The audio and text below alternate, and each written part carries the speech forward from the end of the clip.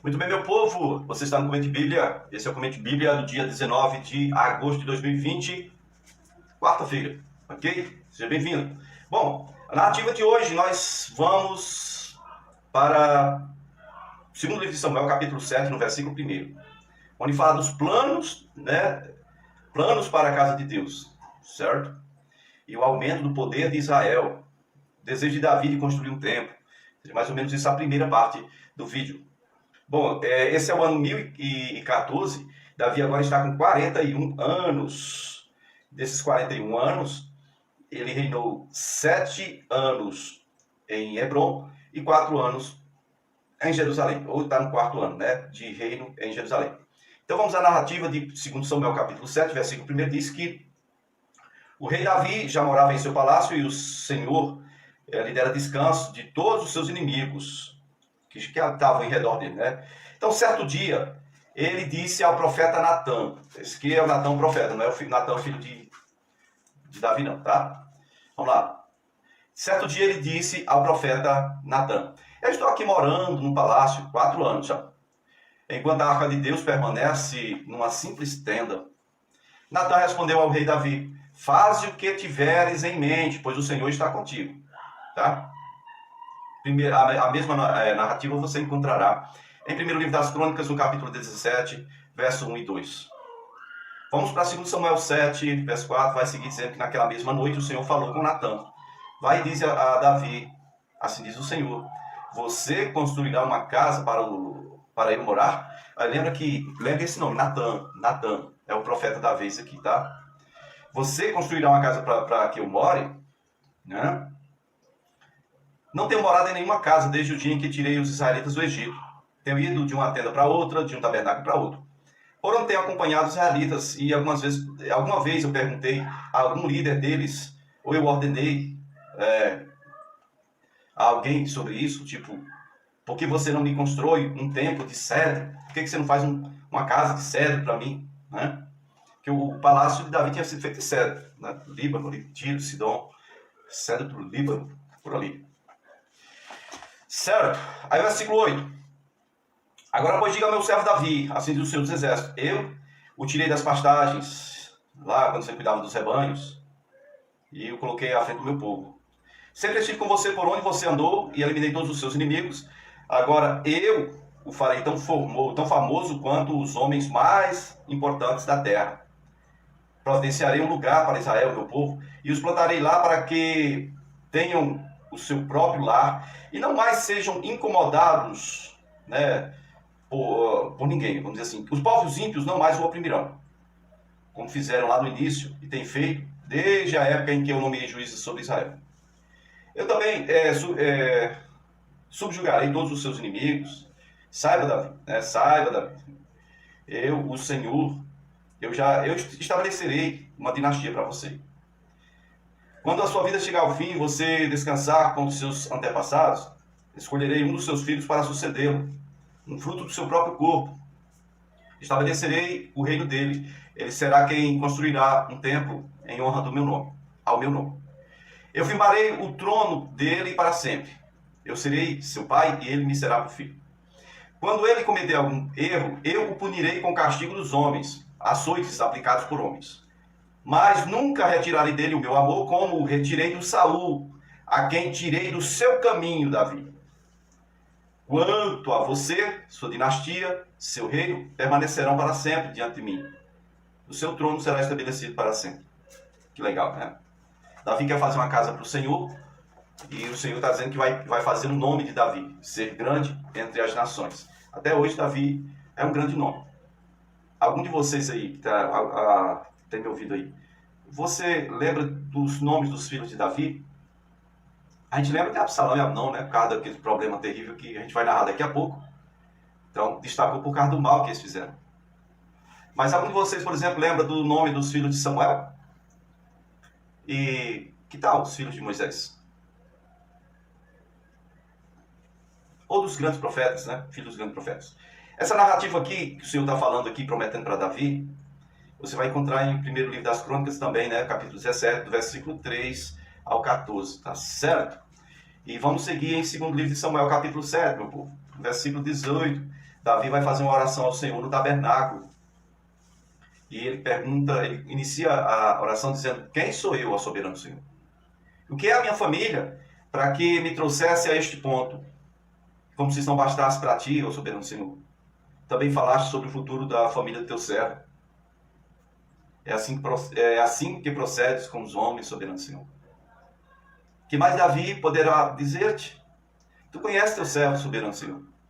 Por amor de tua palavra e de acordo com a tua vontade, realizaste este feito grandioso e o revelaste ao seu servo.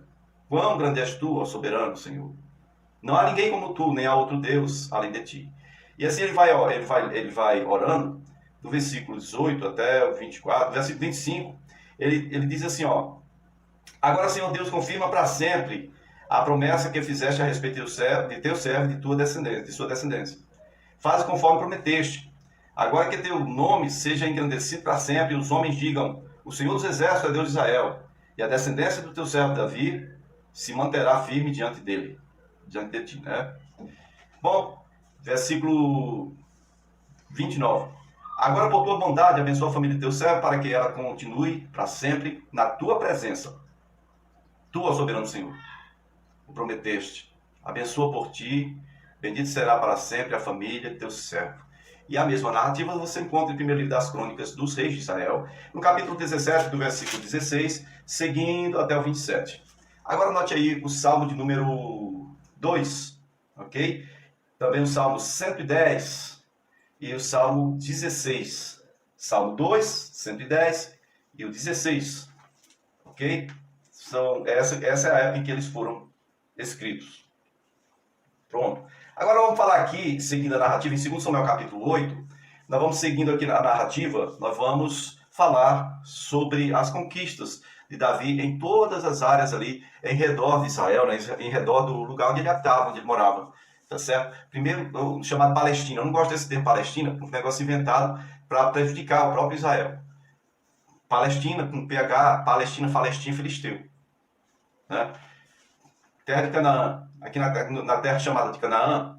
2 Samuel capítulo 8, verso 1 diz: depois disso Davi derrotou os filisteus, subjugou-os e tirou do controle deles Meteg e Amar.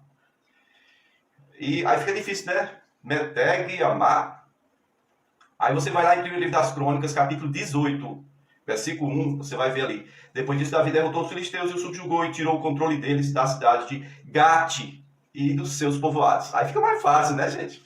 Gate fica mais fácil. Gate era mais próximo de Judá do que Asdod, Ascalon, Ecrom, que ficava já no mar Mediterrâneo, né, na encosta do mar, certo? Davi agora está com 45 anos, e desses 45, 7 anos ele reinou em Hebron, está no 8º ano de reino sobre todo Israel, certo? 15 anos ao todo como rei. E ele vai agora para Moabe. Moabe, você vai olhar no mapa aí. Moabe e Amon. Moabe e Amon. Ou Ben-Amim, os dois filhos de Ló. Vamos lá. Davi derrotou também os Moabitas, 2 Samuel 8, 2. Derrotou os Moabitas, ele os fez deitar-se no chão. Olha que coisa. Ele mandou que os medissem com uma corda. Os Moabitas que ficavam dentro das 2 primeiras medidas da corda, né, eram mortos. E a terceira medida, os Moabitas que ficassem dentro da terceira medida eram poupados. E assim os Moabitas que ficaram vivos, eles ficaram sujeitos a Davi e ficaram pagando impostos aí. Mesma narrativa, está lá em 1º livro das Crônicas, capítulo 18, verso 2. Certo? E aí, Zobá. Além disso, Davi derrotou Hadadezer, filho de Reobe, rei de Zobá. Quando Hadadezer estava recuperando, ou tentava recuperar o controle da região do rio Eufrates, olha, o limite, né, da terra que foi dada para Israel, do rio Eufrates. Então Davi se apossou de 1.000 dos seus carros de guerra, 7.000 cavaleiros e 20.000 soldados de infantaria. Ainda levou 100 cavalos de carro de guerra e aleijou todos os outros. Cortou os tendões, né? Davi também levou para Jerusalém os escudos de ouro que eram possuídos pelos oficiais de Hadadezer e de Tebar e Berotai, cidades que pertenciam a Hadadezer. O rei Davi levou grande quantidade de bronze, levou tudo isso, tá bom? Primeiro livro das Crônicas, essa narrativa, primeiro livro das Crônicas, capítulo 18, versículo 2 ao 8.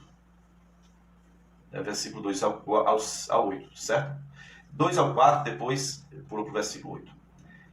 Aí, o versículo 3 de 1 Crônicas 18 vai dizer que, além disso, Davi derrotou Hadad, rei de Zobá, tal. Versículo 7 diz que Davi, 1 Crônicas 18, verso 7, trouxe para Jerusalém os escudos de ouro usados pelos oficiais de Hadadzer, de Tebá, de Cum, cidade que pertenciam a Hadadzer. E o rei Davi trouxe grande quantidade de bronze também.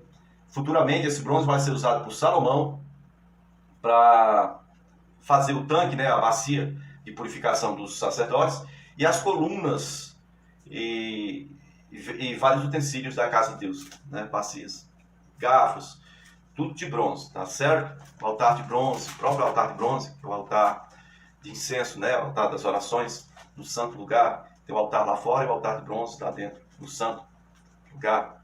Pronto. E aí você vai olhar no mapa aí, Síria. Síria, ó, segundo Samuel capítulo 8, verso 5, diz que quando os amorreus de Damasco é bem conhecido, vieram ajudar Hadadzer, o rei de Zobá, Davi matou 22.000 deles.